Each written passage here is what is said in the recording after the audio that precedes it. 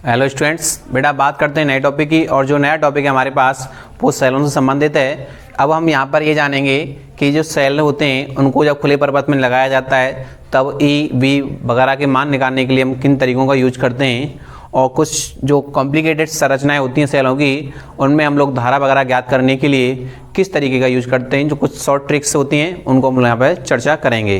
विभिन्न टॉपिक है बेटा हमारे पास विभिन्न स्थितियों में सेल। तो स्थितियाँ जैसे खुले परिपथ में लगाओ, बंद परिपथ में लगाओ तब विभवांतर क्या होगा, बाह्य परिपथ में धारा क्या होगी, ठीक है बेटा, टर्मिनल वोल्टता क्या होगी, उन पर चर्चा करेंगे। तो बेटा फर्स्ट ऑफ ऑल हमारे पास जो टॉपिक बनेगा हम बात करेंगे कि जब सेल बाह्य परिपथ में जुड़ा हो, किस में जुड़ा हो, बंद परिपथ में जुड़ा हो। नंबर ए है बेटा हमारे पास, जब सेल बंद परिपथ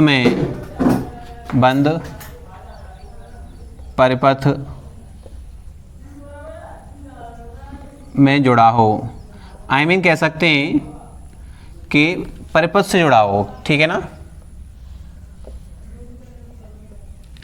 तो देखिए बेटा ये हमारे पास टॉपिक है। देखिए जरा डायग्राम समझते हैं।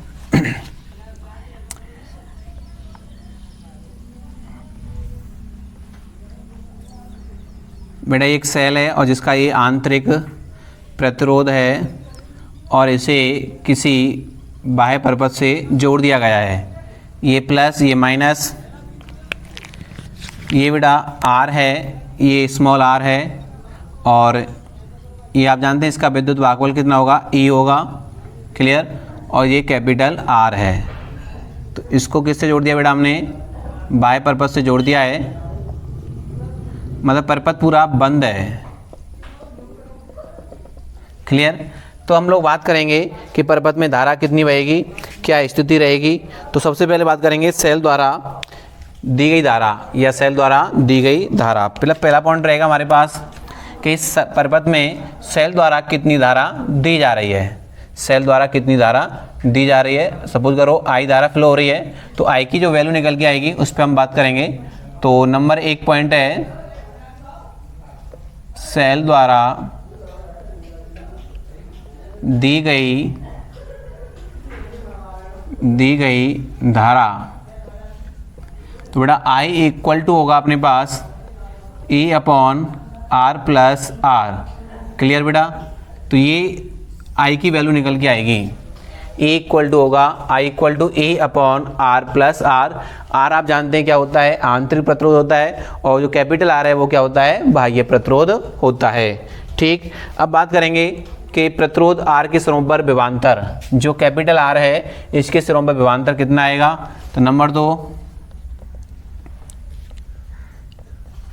प्रतिरोध आर के सिरों पर विभवांतर। तो आप जानते हैं V इक्वल टू कितना आएगा बेटा, आई आर आएगा जब परिपथ में आई धारा प्रवाहित हो रही है। नंबर 3 बेटा, नंबर 3 देखिए कि यदि आपको आंतरिक प्रतिरोध का मान निकालना है, किसका मान निकालना है, आंतरिक प्रतिरोध का मान निकालना है, या आंतरिक प्रतिरोध आर के सिरों पर विभवांतर लिख सकते हैं। आंतरिक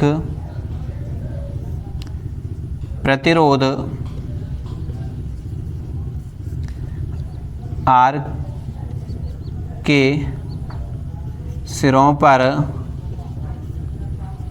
विभवांतर। बेटा इस विभवांतर को हमने क्या बोला था, विभव पतन बोला था। क्या बोला था, विभव पतन बोला था। तो आप जानते हैं V इक्वल टू कितना आएगा, आई आर आएगा, क्या आएगा, आई आर निकल करके आएगा। नंबर 4 बात करेंगे बेटा। नंबर 4 क्या रहेगा हमारे पास कि यदि आपको आंतरिक प्रतिरोध का मान निकालना है, किसका मान निकालना है, आंतरिक प्रतिरोध का मान निकालना है। लिखेंगे सेल के आंतरिक प्रतिरोध का मान। थोड़ा आप जानते हैं R बराबर, मैंने आपको बताया था, E minus V upon B हो जाएगा, या I ले सकते हैं, और इनटू कैपिटल R आ जाएगा, या E minus B upon I, तो ये आंतरिक प्रतिरोध ज्ञात करने का सूत्र है बेटा डायरेक्ट। क्लियर है बेटा। अब बात करेंगे बेटा हम लोग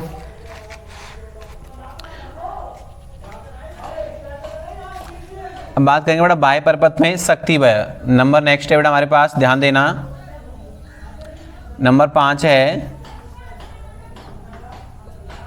बाह्य परिपथ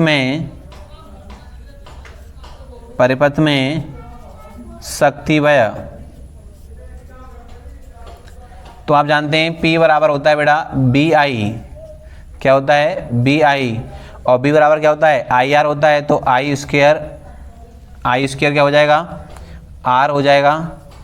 और V स्क्वायर R हो जाएगा। क्या हो जाएगा? V स्क्वायर R हो जाएगा। और B की वैल्यू आप जानते हैं कितनी होती है बेटा? B की वैल्यू, विभवांतर की वैल्यू निकालेंगे तो यहाँ से हम इसको ऐसे भी लिख सकते हैं E upon R plus R का होल स्क्वायर इंटू R। ठीक, तो ये क्या हो गई? परिपथ की शक्ति वह हो गई। क्या हो गई? परिपथ की शक्ति वह। ये वैल्यू बेटा मैंने कहाँ से लिखी है? यहाँ से लिखी, उठा करके I की वैल्यू रख दी हमने, तो ये वैल्यू हमारे पास निकल करके आ गई। अब बात करते हैं अधिकतम शक्ति वह। अधिकतम शक्ति वह,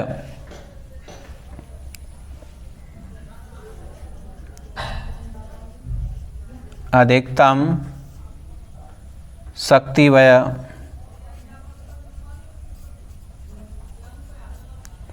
अधिकतम शक्ति वह जब बेटा जो बाह्य प्रतिरोध का मान आंतरिक प्रतिरोध के बराबर हो, तो अधिकतम शक्ति वह जो होगा अपने पास, इसको लिखेंगे बी मैक्सिमम इक्वल टू हो जाएगा अपने पास E square upon 4R। E square upon 4R हो जाएगा। तो ये हमारे पास क्या निकल के आ गई? अधिकतम शक्ति वह निकल करके आ गई। इसे शक्ति वह स्थानांतरण प्रमेय कहते हैं। लिखेंगे इसे अधिकतम शक्ति वह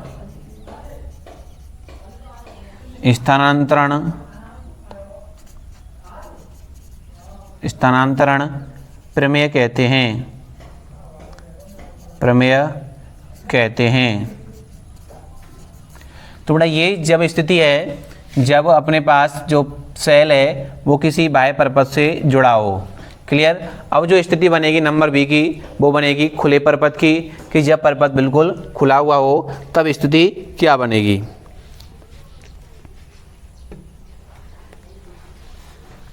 तो देखिए बेटा,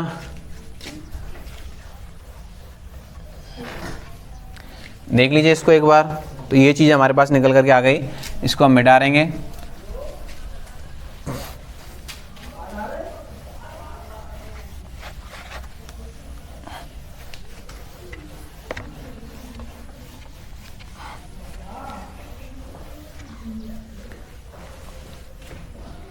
जब सेल खुले परिपथ से जुड़ा हो,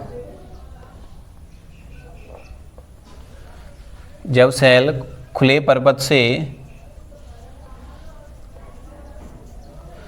परिपथ से जुड़ा हो,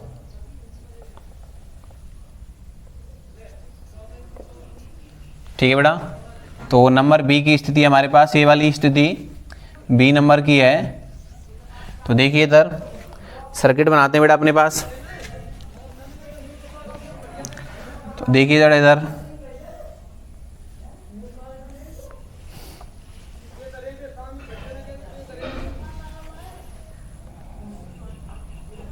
थोड़ा बड़ा बनाएंगे बेटा इसको हम लोग।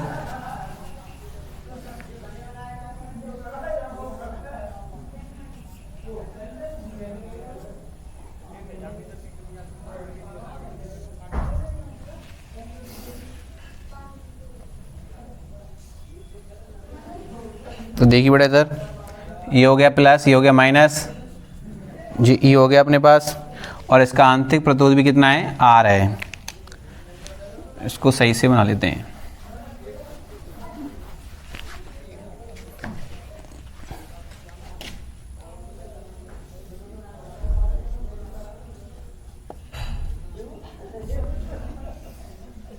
आप बेटा इसको ऐसे ही बना सकते हैं।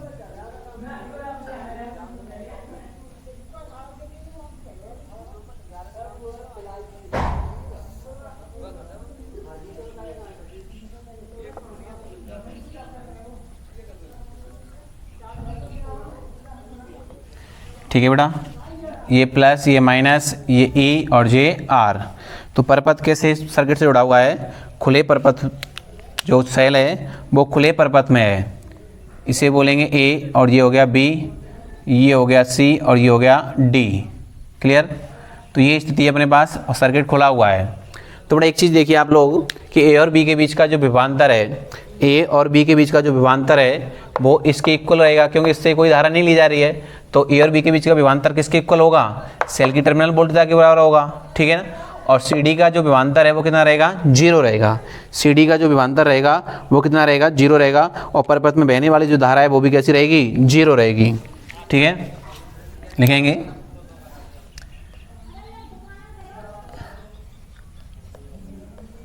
परपथ में बहने वाली धारा,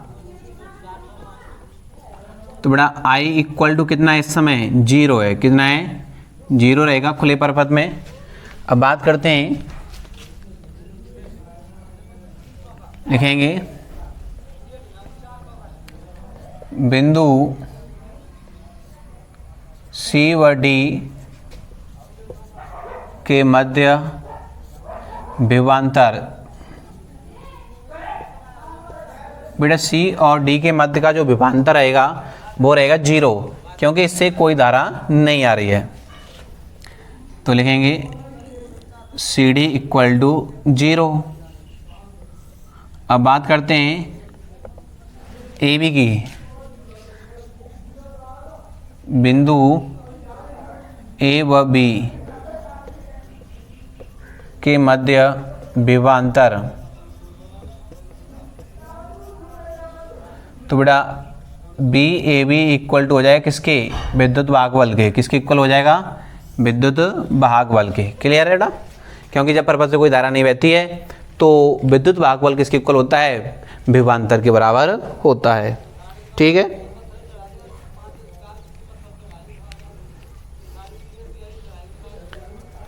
तो बेटा ये अपने पास स्थिति निकल करके आ गई। ठीक है बेटा, तो ये हमने बंद परपथ और खुले परपथ की स्थिति देखी। अब बात करेंगे कि ई और आर के मान किस आधार पर किए जाते हैं कि जब परपथ में 2 सेल लगे हों, उनमें एक का प्रतिरोध R1 है, दूसरे का R2 है, आंतरिक प्रतिरोध स्मॉल r1, दूसरे का स्मॉल r2 है, और उनके जो विद्युत वाहक बल हैं वो E1 और E2 हैं। तब स्थितियाँ क्या बनेंगी?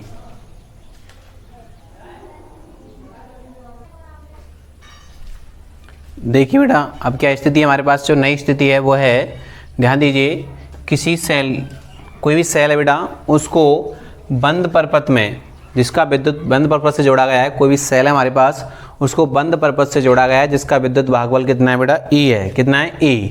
और उसका आंतरिक प्रतिरोध कितना है? स्मॉल r है। क्लियर बेटा?